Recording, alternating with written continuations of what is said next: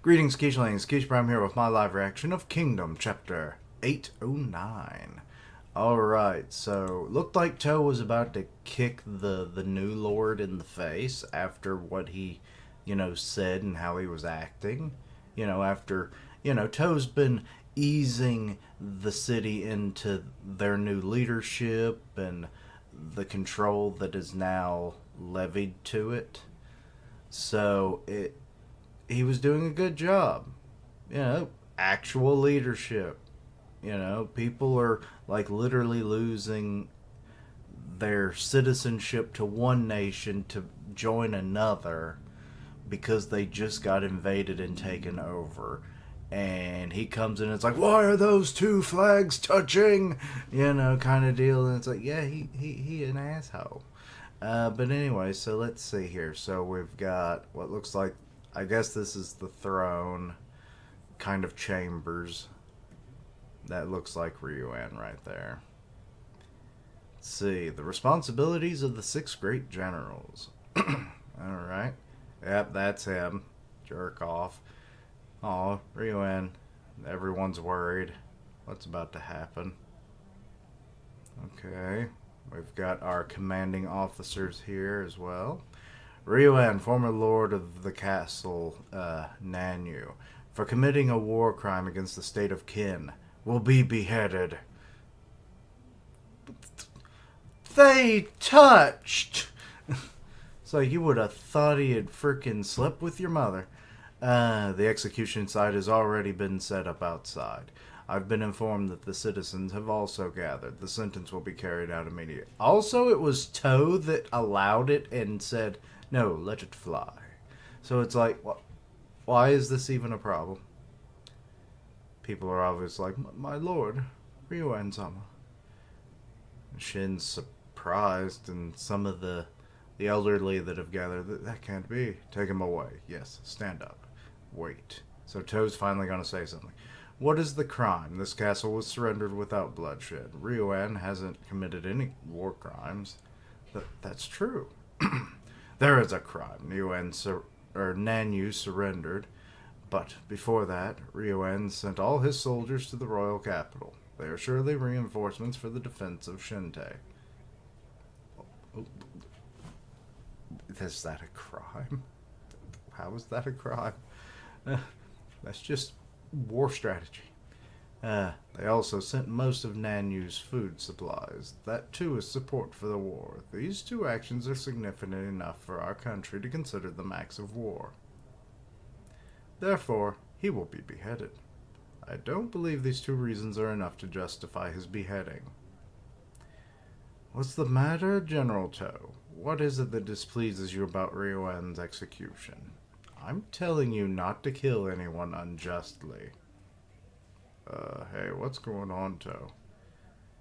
He's proclaiming some stuff. I mean, under normal circumstances, I see no reasons why this wouldn't go exactly the way as the new lord would have it, but, It is not unreasonable that one who captures a castle beheads the defeated castle's lord. That's been a common practice established over the last 500 years of war. But it's not done for the victor's pleasure. There's a valid reason. If the army defeats the enemy, that's all well and good, but from there, the work of the officials begins, governing the citizens in territories and cities acquired through battle. This isn't done halfway. There is no human who doesn't hold a grudge after being invaded. There's always people from other places who will lead a rebellion against the ruler. Definitely. Or definitively. And what triggers the cause of rebellion is the existence of people who can be trusted. If the former ruler were alive, the flames of rebellion would often continue to burn because of this. The beginning is important. When a rebellion occurs, both those who caused it and those who suppress it must shed much blood. In the land where the battle ends, blood will be spilled and should not have been shed. That's why, to stop that useless bloodshed, Ryuan will be beheaded. I'm thinking he's going to be exiled. Like, exile him to a place they have no idea where it is. I could understand that as like a good, maybe middle ground. But even then, I could see that not being accepted. Hey, you, the head of military affairs didn't say anything about this. Hello, motorcycle again. My co-host people. Congrats. God, I can't read. General Toe. I thank you from the bottom of my heart for your consideration, but I know from the beginning that this would happen. I don't want the citizens of Nanu to have to shed their blood. If the citizens are safe, their lord will be happy. My lord. Take him away. Yes, let's go. Lord of the city, please have mercy. They haven't even learned his name. They don't give that man an ounce of respect. I mean, he doesn't really deserve it. Instead, take our heads. I'm telling you to wait. Whoever tries to behead Riwan, I, Toe, will behead them right here. Oh, I thought this was the kind of shit that was going to happen last chapter. It might actually come to pass, just not in the way I thought. What are you doing, Toe? What? Are you crazy? I'm not. I told you I won't let this threat reach Nanu. It's not a threat. Lies. Aren't the 6 great generals subject to kin laws if the Lord of Nanu is killed without any cause? You will definitely be judged at a later date and beheaded. What? Oh, wait, I keep thinking he's referring to Riwan. That's what's throwing me off. Because I still consider Riwan the lord of this castle. You will definitely be judged at a later date and beheaded. Even so, I won't allow Riwan to be killed. General Toe? So, is this actually where Toe either leaves his station and denotes his title, and then this gives either Moten or Ohan the ability to fill in those ranks, or even Shin himself? I mean, we know that there's one seat available right now. That could go to almost anybody, but one of those 3 definitely makes the most sense. But then for 2 seats to open up, and then whoever the fuck gets left out, now that is going to be a fucking, like, favorite character freaking slap fest, because everyone's going to be just berating whoever didn't get in. But let's see here. What? Toe? What did you just say? What's going on? That's hard to understand. I've lost many cities up to now. I'm sure I've seen similar scenes over and over again. Why are you going to such lengths to save Riwan? Do you think Riwan is someone special? It's not about Riwan. I'm doing it because Nanu is special. Nanu? Is this where he was born or something? In the next battle, the Qin army will face the royal capital of Shinte. Not just Shinte, but all of Han knows this. The citizens of Han are now anxious about the movements of the Qin army. We must take care of Nanu. Oh. You're going to take them over not by force, but by heart. The city lord whom the citizens trust was publicly beheaded. The citizens were strictly subject to unknown laws of Qin. If you impose tyranny, how do you think the citizens of Han and Shinte will feel? At least in Nanu, the moral will be higher, and the morale, sorry, and it will be higher, and there will be absolute. I think that's supposed to say there will be absolutely no resistance. If that's the case, are you saying that to please Han, we should not invade and leave Nanu in peace? Is that what you want? I didn't say that. Well, then it makes no sense to capture the city. Then what will you do? We are now trying to forge a new era of unification of China with our own forces. If that's the case, shouldn't there be a new way to govern the land we've captured? And Han is like one of the most like legal advising like nations because of the knowledge of their fallen crap. I forgot, it's something Kishi something. Um, it's like, yeah, like the literature that he left behind would probably be beneficial. Maybe that's what he's actually been after all this time. And plus, there's probably other legal bodies that they could use for this endeavor. How would we do that? Or wait, if that's the case, shouldn't there be a new? Oh wait, so how would you do that? In Nanu, the citizens and cultures of Ken and Han have come together in friendship. We will recreate a utopia. Eh? If that becomes a reality, the opposition will decrease further. Nanu will become one of the cornerstones of the world we aspire to after the unification of China. But for this reason, we need Ryuan's cooperation. Damn, this man is becoming pivotal. Wait a minute, Toe. Or a moment, Toe. What's wrong? What's going on? Why are you talking like this? What will the world be like after the unification of China? Isn't that the kind of thing a military commander wouldn't think about, right? This man's got higher ideals. The Six Great Generals is a system originally created by King Shou. The Six Great Generals were granted freedom of war. But there's something different about the current Six Great Generals. Well, Six Great. More like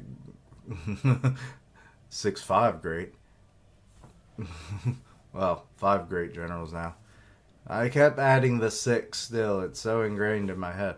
I believe that responsibility for war also comes with it. Responsibility for war? After forcibly entering an area, we are responsible for the way of life of the people living there.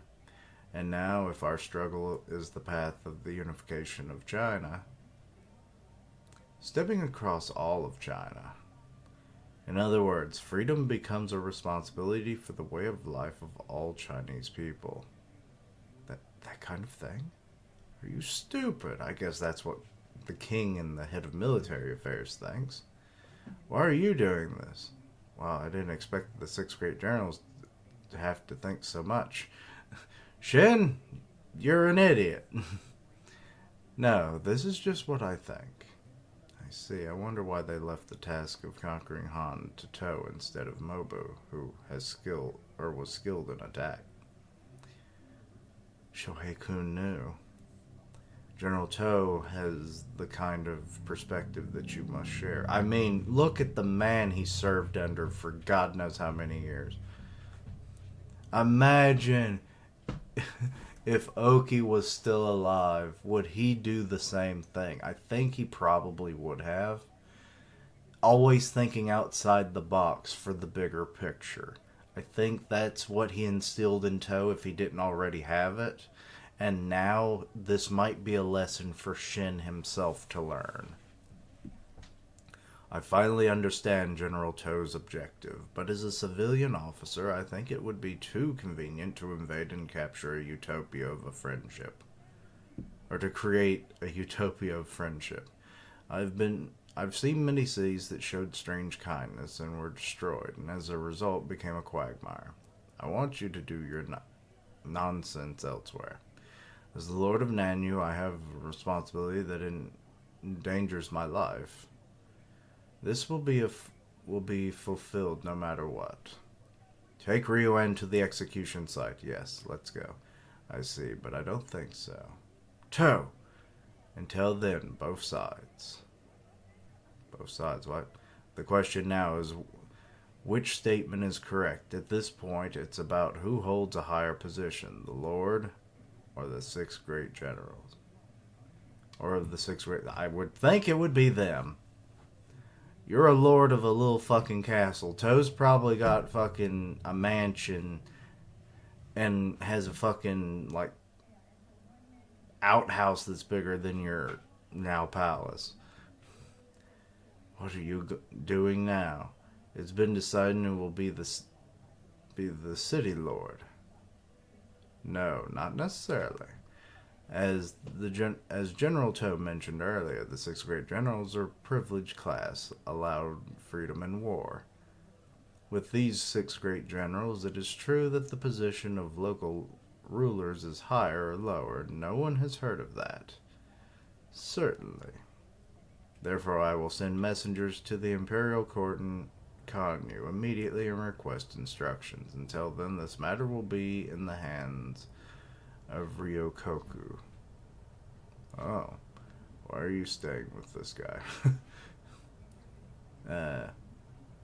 Gokyo Dono is said to be a high-ranking civilian officer who often does not go against the orders of the imperial court. That will never happen.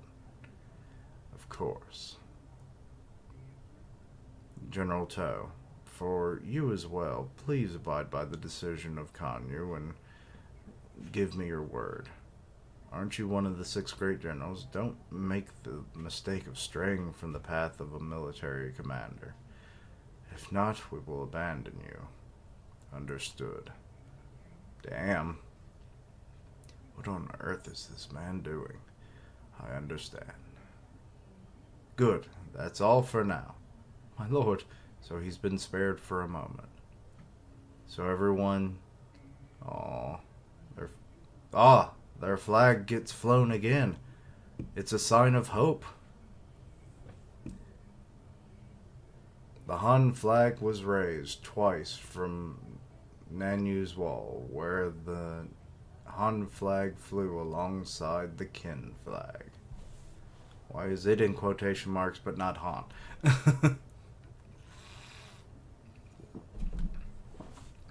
Alright. We have a decisive differing of opinions.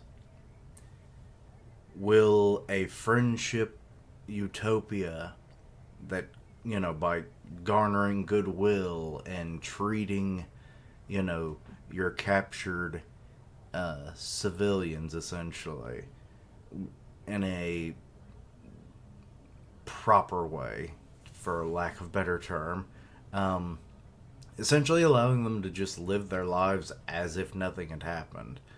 Is that the way to go, opposed to the normal way of squashing rebellion and, by killing the Lord, essentially cutting off all major leadership in someone to use as like the but technically this goes even if you did that, because then you get revenge. This is the one thing that I haven't fully figured out about Kingdom as a whole. It's like when you cut off the head of the army could still technically work, because there are other high-ranking officers that have strategic and military power. So it's like it never made sense. And this is on a smaller kind of scale, or at least in the grand sense of like battle and whatnot. So this just being a city, I get it, but I don't get it. Like, you would think revenge would then be on the table if you're going to do this kind of thing. So, I'm not really sure. I'm kind of sitting at the moment, because I don't have a clue exactly where this is.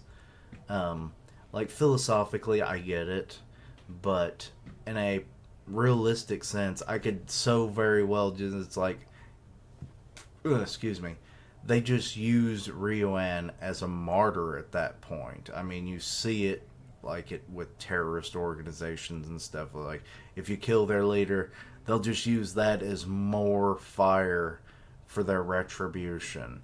So it's like, I don't see this necessarily going the way that it logically has gone, but maybe this will be the one in a million times that it actually works out. Who knows?